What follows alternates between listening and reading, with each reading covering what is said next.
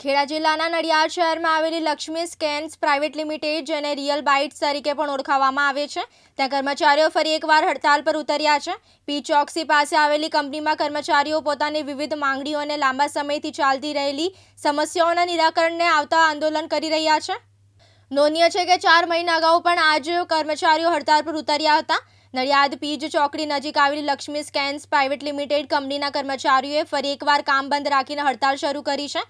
કર્મચારીઓનું કહેવું છે કે પગાર, કામકાજની શરતો અને અન્ય મૂળભૂત માંગણીઓ અંગે વારંવાર રજૂઆત છતાં કોઈ ઉકેલ આવ્યો નથી.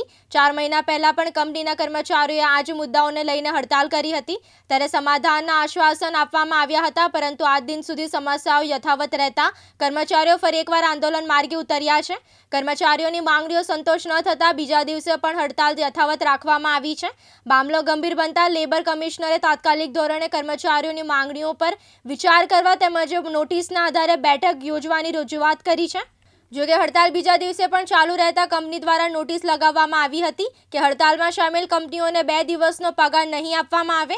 કર્મચારીઓની રજૂઆતને ધ્યાનમાં રાખીને ભારતીય મજદૂર સંઘ દ્વારા કંપનીના HR વિભાગ સાથે બેઠક યોજવામાં આવી હતી. બેઠકમાં કર્મચારીઓના પ્રશ્નોના ઉકેલ માટે ચર્ચા કરવામાં આવી, પરંતુ હજુ સુધી કોઈ અંતિમ નિર્ણય સામે આવ્યો નથી. હાલ કર્મચારીઓ પોતાની માંગણીઓ પૂર્ણ ન થાય ત્યાં સુધી હડતાલ ચાલુ રાખવાનો અડગ નિર્ણય કરી રહ્યા છે. હવે આ મામલે કંપની સંચાલન અને લેબર વિભાગ દ્વારા શું નિર્ણય લેવાય છે તે જોવું મહત્વનું બન્યું છે. તુષાર પંડ્યા, દિવ્યાંગ ન્યૂઝ, નડિયાદ, ખેડા.